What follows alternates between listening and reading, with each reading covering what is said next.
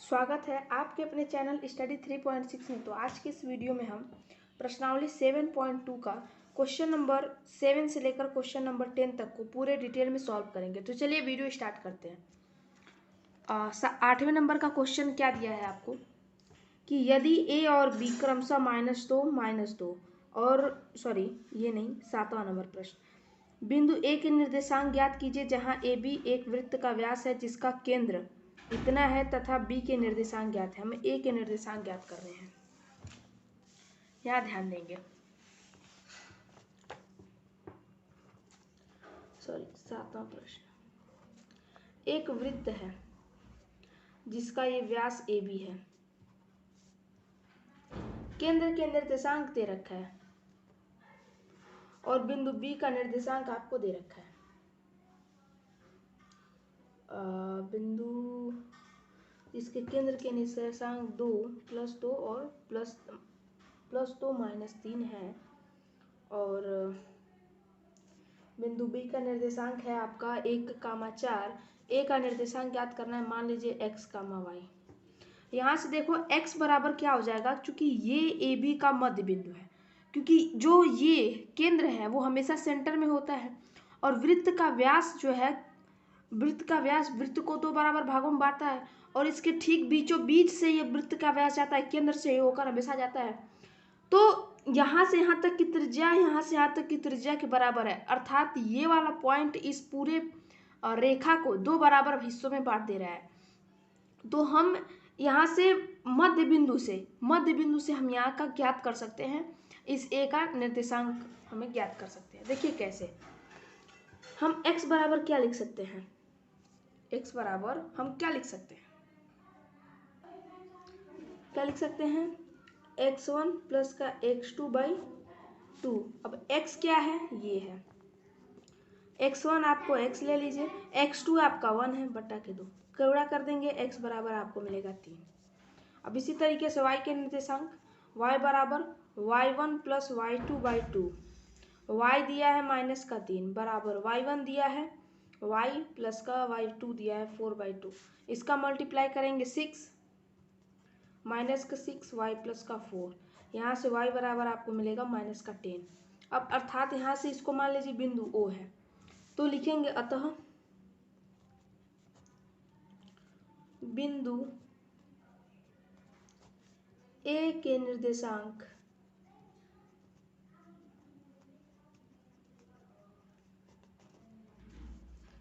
-10। ये आपका आंसर बन गया। 8वां प्रश्न अब देखते हैं। ए और बी क्रमशः -2 और -2 है और ए और बी का निर्देशांक 2, -4 है। तो बिंदु पी के निर्देशांक ज्ञात कीजिए ताकि ए पी बराबर 3/7 ए बी हो और पी रेखाखंड ए बी पर स्थित हो। 8वां प्रश्न, चूंकि यहाँ पर किसी चीज का मान आपको भिन्नात्मक दिया है, अर्थात आप यहाँ से ये समझ लीजिएगा कि ये आपको अनुपात में दिया है और अनुपात में दिया है तो आप अनुपात वाला फार्मूला यूज करेंगे। तो यहाँ पर कह रहा है एक ए बी रेखाखंड है जिस पर कोई भी कहीं भी बिंदु पी है और कहा है कि ए और बी के निर्देशांक आपको दे रखा है। बी के निर्देशांक, पी के निर्देशांक ज्ञात करना है यदि ए पी बराबर हो जाए 3/7 ए बी। यहाँ से ध्यान देंगे तो हम इसको लिख सकते हैं ए पी बटा के ए बी बराबर 3/7। यहाँ से ध्यान दे तो तुलना कर दे तो ए बी बराबर 7 होगा, ए पी बराबर 3 होगा। तो यहाँ से हम इसको लिख सकते हैं 3 और यहाँ से यहाँ तक हो जाएगा आपका 7। तो ये पूरा 7 है, इतना 3 है, तो ये कितना होगा, 4 होगा। तो आपको यहाँ पर m1 बराबर मिला 3, m2 बराबर मिला 4 और a और b के निर्देशांक दिए हैं तो p का मान आप निकाल सकते हो। तो p के निर्देशांक को आप x, y मान लो। तो x बराबर आप क्या लिखोगे, x बराबर m1 x2 plus m2 x1 बटा के m1 प्लस का m2। m1 दिया आपको 3, x2 दिया है 2 प्लस m2 दिया है 4, x1 दिया है -2 बटा के 3 प्लस का 7। सॉरी 3 प्लस का 4, 6 माइनस का 8 बटा के 7, यहाँ से आपका आएगा -2/7। x का एक मान आपको यहाँ से मिल गया। अब यहाँ से हम y का निर्देशांक ज्ञात करेंगे। y के निर्देशांक का यहाँ पर फार्मूला यूज करते हैं, m1 y2 प्लस का m2 y1 बटा के m1 प्लस का m2। m1 आपको दिया है 3, y2 माइनस का 4 प्लस m2 आपको दिया है 4, y1 दिया -2 बाई 7 हो जाएगा। डायरेक्ट मैंने जोड़ के यहाँ 7 लिख दिया।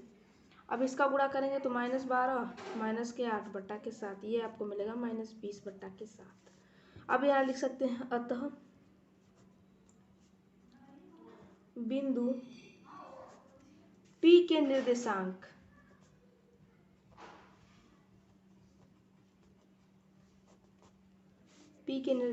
-2/7, x का पहले लिखते हैं y का बाद में ना, तो यहाँ से 20/7, ये आपका आंसर हो गया। अगला प्रश्न क्या दिया है 9 नंबर का, कि बिंदुओं ए और बी को, मैं निर्देशांक नहीं पढ़ रहा, मैं डायरेक्ट क्वेश्चन पढ़ रहा हूँ। बिंदु ए और बी को जोड़ने वाला रेखाखंड ए बी को 4 बराबर भागों में विभाजित करने वाले बिंदु के निर्देशांक ज्ञात कीजिए। तो ये भी बहुत ही इजी प्रश्न है, इसको भी ध्यान से देखते हैं। 9 नंबर का क्वेश्चन है, बहुत ही इजी प्रश्न है, ध्यान देंगे तो ये भी बहुत ही आसान है। एक रेखाखंड ए बी है, इसको कोई पॉइंट है ऐसे है, इसको कोई 4 बराबर भागों में 1 2 3 1 2 3 4 टुकड़े हो गए, जिसमें ए और बी का निर्देशांक दिया है। ए का दिया है -2, बी का दिया है 2,8। इसको मान लीजिए P Q R लिखेंगे। सबसे पहले आप बिंदु Q के निर्देशांक ज्ञात करो, तो लिखेंगे बिंदु Q के लिए, बिंदु Q के लिए देखिए, चूंकि बिंदु ये सारे टुकड़े आपस में बराबर हैं, तो बिंदु Q के इस तरफ का ये टुकड़ा बिंदु Q के इस तरफ के इन दो टुकड़ों के बराबर होगा। तो यहाँ से आप कह सकते हो कि बिंदु Q इस पूरे रेखाखंड का मध्य बिंदु है। तो यहाँ से आप फार्मूला लगाएंगे, x बराबर x1 प्लस का x2/2, x1 दिया -2, x2 दिया +2/2 बराबर 0 आ जाएगा। सॉल्व करके देखिएगा, बराबर 0 ही आपको मिलेगा। अब y के लिए आप यहाँ सूत्र लगाएंगे, y बराबर y1 प्लस y2/2। y1 आपको दिया है 2, y2 दिया है 8/2। इसको सॉल्व करेंगे तो मिलेगा 8 2 10, 10 में 2 से भाग देंगे तो 5। तो बिंदु P के निर्देशांक Q का निर्देशांक Q बराबर आप लिख सकते हैं 0,5। मैंने 0 क्यों लिखा पहले, क्योंकि भुज का जो मान होता है वो पहले लिखते हैं और कोटि का जो मान होता है वो बाद में लिखते हैं। ठीक है, समझ में तो आ गया। अब यहाँ से बिंदु R को निकालते हैं। Q का निर्देशांक आपको मिलेगा तो लिख लो। अब बिंदु R के लिए R BQ का मध्य बिंदु हो जाएगा, R BQ का मध्य बिंदु होगा, क्योंकि यहाँ से ध्यान दो, ये वाला टुकड़ा इस वाले टुकड़े के बराबर होगा। तो यहाँ से आप इतने के लिए ये बोल सकते हो ना कि बिंदु R QB का मध्य बिंदु है, QB का मध्य बिंदु है। तो R का यहाँ से निर्देशांक निकाल लो आप। तो लिखेंगे बिंदु R के लिए, बिंदु R के लिए फार्मूला x बराबर लगाओगे x1 प्लस का x2/2। x1 आपको दिया था 0, x2 दिया था 2/2, ये बराबर मिलेगा आपको 1। अब यहाँ देखो y बराबर y1 प्लस y2/2। y1 दिया है आपको 5, y2 दिया है 8/2, ये आपका मिलेगा 13/2। तो बिंदु R का निर्देशांक क्या होगा, 1,13/2। ये इस बिंदु R का निर्देशांक जो है वो 13/2 मिल गया। ठीक है, इतना तो आपको समझ में आ चुका होगा, मुझे विश्वास है। यहाँ तक तो आपको बिल्कुल अच्छे समझ में आया होगा। तो आर के भी निर्देशांक हम यहाँ लिख लेते हैं इसके नीचे। ठीक है, अब यहाँ चलते हैं बिंदु पी के लिए। बिंदु पी के लिए क्या हम बोल सकते हैं कि बिंदु पी ए क्यू का मध्य बिंदु है। यहाँ से ध्यान देंगे, ये वाला टुकड़ा इस वाले टुकड़े के बराबर है, क्योंकि चूंकि सभी आपस में बराबर है इसीलिए हम ये नियम लगा पा रहे हैं। अगर सभी आपस बराबर नहीं होते ये नियम नहीं लगता।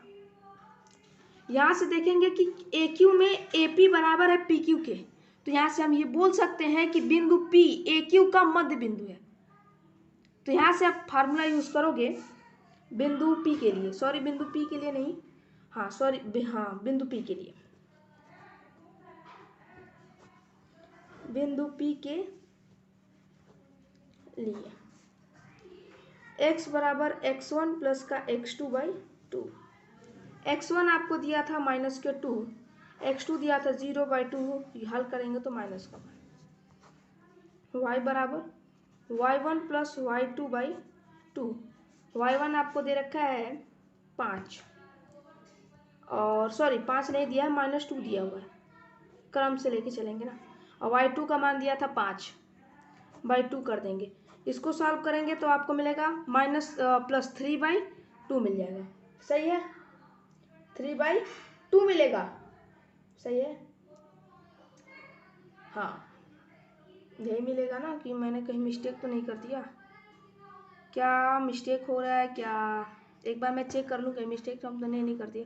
तो मिस्टेक होगा तो फिर बहुत प्रॉब्लम। सॉरी, यहाँ +2 रहेगा, ये +2 रहेगा, क्योंकि आप यहाँ देखो निर्देशांक में ये माइनस कौन है, x का निर्देशांक जो है वो माइनस में है, ना कि y का निर्देशांक माइनस में है। क्योंकि हमने यहाँ y के स्थान पर x रख दिया तो गलत हो जाएगा। तो यहाँ से आपको मिलेगा 7/2। तो p के लिए p बराबर आप लिख सकते हो -1, 7/2। ये आपका हो जाएगा आंसर। ठीक है, ये आपका बन गया आंसर।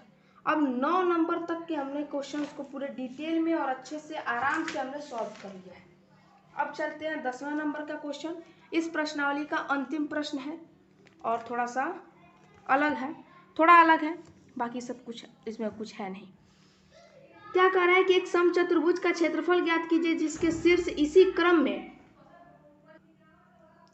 3, 0, 4, 5, -1, 4 और -2, -1। तो अब ये देखो यहाँ संकेत इसने दे रखा है, आपको पेपर में संकेत मिलने वाला नहीं। समचतुर्भुज के लिए फार्मूला होता है 1/2 उसके विकर्णों का गुणनफल। अब देखो यहाँ पर विकर्णों का गुणनफल का है, तो हमें पहले विकर्णों का मान ज्ञात करना पड़ेगा। 1/2 विकर्णों का गुणनफल ज्ञात करने के लिए हमको उन दोनों विकर्णों का मान ज्ञात करना होगा। जितना आएगा उसको तब लिखेंगे समचतुर्भुज का क्षेत्रफल बराबर 1/2 विकर्णों का गुणनफल, और 1/2 करके जितने दोनों विकर्ण निकलेंगे उन दोनों का आपस में गुणा करके 2 से भाग कर देंगे, आपका मान निकल जाएगा। इसका ये तो एक तरीका ये है। अच्छा नहीं, अभी त्रिभुज हमने नहीं पढ़ा है ना, तो त्रिभुज से इसको नहीं लगाएंगे। जब हम लोग त्रिभुज पढ़ना चालू करेंगे तो उसमें आएगा, ऐसे चतुर्भुज बना कर दे देगा और कहेगा इसका क्षेत्रफल ज्ञात करके बताओ, तो उसमें हम त्रिभुज वाला मेथड यूज करेंगे। कैसे यूज करेंगे वो अगले प्रश्नावली में है, आई थिंक दूसरे या तीसरे क्वेश्चन में ही वो आ जाएगा, या फिर लास्ट में आएगा, मगर है क्वेश्चन है मजेदार, उसमें है दिए हुए। इसके बाद ये 10वां क्वेश्चन बताने के बाद मैं सीधा त्रिभुज का क्षेत्रफल समझा दूंगा। आखिर त्रिभुज का क्षेत्रफल क्या है, निर्देशांक में क्या है और एक्चुअली में क्या है। तो चलिए पहले इसको सॉल्व कर लेते हैं, फिर उसके बाद देखेंगे। चलिए सबसे पहले हम यहाँ पर एक समचतुर्भुज बनाएंगे। Question number 10।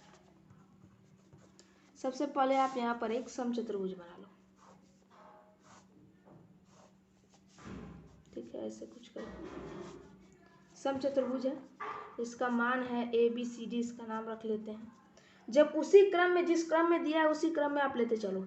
A का मान 3, 0, B का मान 4, 5 रख लो, C का मान -1, 4 रख लो, और D का मान रख दो -2, -1।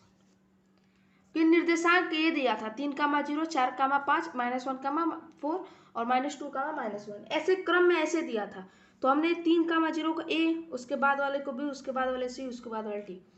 अब इसमें हमको इसका क्षेत्रफल ज्ञात करना है। क्षेत्रफल ज्ञात करने के लिए हमें इसको मिलाना पड़ेगा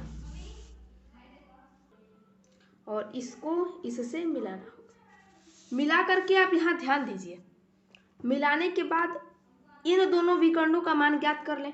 विकर्णों का मान कैसे ज्ञात होगा, इन दोनों के बीच की दूरी ज्ञात कर लें। तो पॉइंट से बीच की दूरी कैसे ज्ञात करते हैं, प्रश्नावली 7.1 में हमने सीखा हुआ है। तो उसी फार्मूला का यूज करके हम AC और BD के बीच की दूरी ज्ञात करेंगे और उसके बाद इसका क्षेत्रफल हम लोग ज्ञात करेंगे। तो सबसे पहले लिखेंगे AC बराबर, ऐसे कर लीजिए। तो यहाँ D बराबर आप लिखेंगे करड़ी में x1 माइनस x2 का whole square plus y1 minus y2 का होल स्क्वायर। x1 क्या दिया है आप यहाँ फार्मूले में 3, माइनस x2 कितना दिया है 1। अब -1 दिया है, एक बार मैं चेक कर लूँ, माइनस ही दिया है, हाँ ठीक, -1 दिया है। तो आप इसको -1 ब्रैकेट में जाएगा, अच्छा रुकिए मैं ऐसे, ठीक है ऐसे होगा। तो इस माइनस से ये माइनस क्या हो गए, दोनों आपस में हम गुणा करेंगे, कहेंगे कि माइनस माइनस एक साथ नहीं रहते। जहां एक दूसरे को कहीं भी देखेंगे अट्रैक्शन चालू कर और रिएक्शन करके प्लस बन जाएंगे। तो सबसे पहले हम इसको प्लस बना लेते हैं, ऐसे प्लस हो जाएगा ये, और इसका वर्ग, ठीक है, प्लस y1 कितना दिया है 0 माइनस y2 वर्ग करेंगे।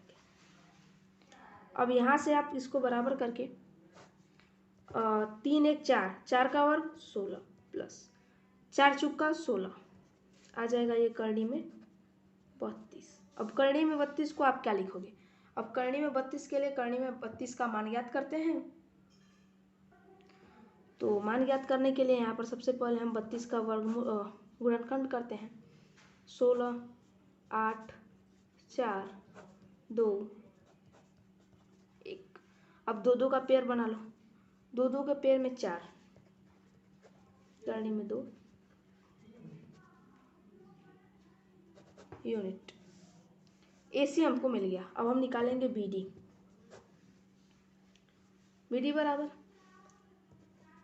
D बराबर अंडर रूट में x1 माइनस x2 का whole square plus y1 minus y2 का होल स्क्वायर। अब फिर देखते हैं यहाँ पर x1 कितना दिया, इसमें देखते हैं x1 4 है, y2 कितना, x2 कितना है -2 है, और x1 5 है, सॉरी y1 5 है और y2 -1।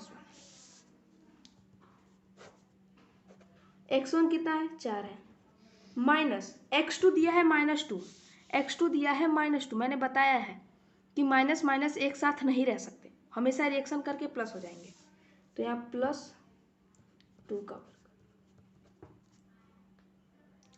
फिर यहाँ y1 कितना दिया है 5 माइनस y2 -1 दिया है, तो ये बन जाएगा +1 का वर्ग। ये आएगा 4 2 6 6 36 प्लस 5 1 6 6 36, कड़ी में आ जाएगा 72। आप इसको क्या तोड़ सकते हो, 72 को क्या लिख सकते हो, तो 72 को मैं डायरेक्ट इस बार करनी में करके ही दिखाता हूँ। 72 को आप 8 × 9 लिख सकते हो, और 8 को क्या लिख सकते हो 2 × 2 × 2, और 9 को 3 × 3, डबल डबल पेयर करके बाहर करो। यहाँ से आप लिख सकते हो 6√2 हो गया, 6√2 यूनिट, 4√2 यूनिट। अब हम यहाँ से लिखेंगे समचतुर्भुज का क्षेत्रफल। यहाँ मैं करता हूँ, लिखेंगे समचतुर्भुज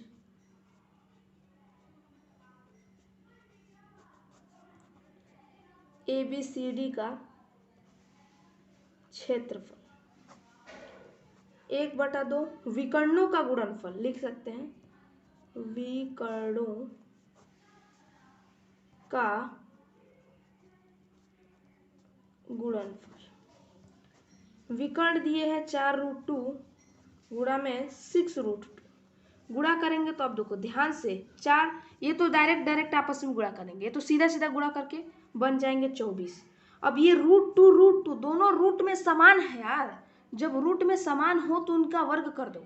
रूट में अगर मल्टीप्लाई के रूप में है तो दोनों का वर्ग कर दो, किसी एक का वर्ग कर दो। देखो यहाँ पर भी √2 है, यहाँ पर भी √2 है, तो आप √2 × √2, इसको √2 का स्क्वायर लिख सकते हो।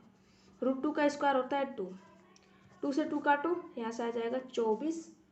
अब कुछ नहीं दिया है तो यूनिट स्क्वायर लिख दो, यूनिट स्क्वायर इतना आ जाएगा। तो हमने यहाँ पर ये प्रश्नावली पूरे ही आराम से पूरे अच्छे से सॉल्व कर लिया। अब हम लोग सीखेंगे त्रिभुज के क्षेत्रफल के बारे में कि त्रिभुज का क्षेत्रफल आखिर होता क्या है, कैसे त्रिभुज का क्षेत्रफल निकाला जाता है। तो चूँकि वीडियो थोड़ी लंबी हो जाएगी तो इसको यहीं पर आने देते हैं। त्रिभुज का क्षेत्रफल नेक्स्ट वीडियो में सीखेंगे। तो मिलेंगे नेक्स्ट क्लास में, तब तक के लिए जय हिंद, अपना ख्याल रखिएगा।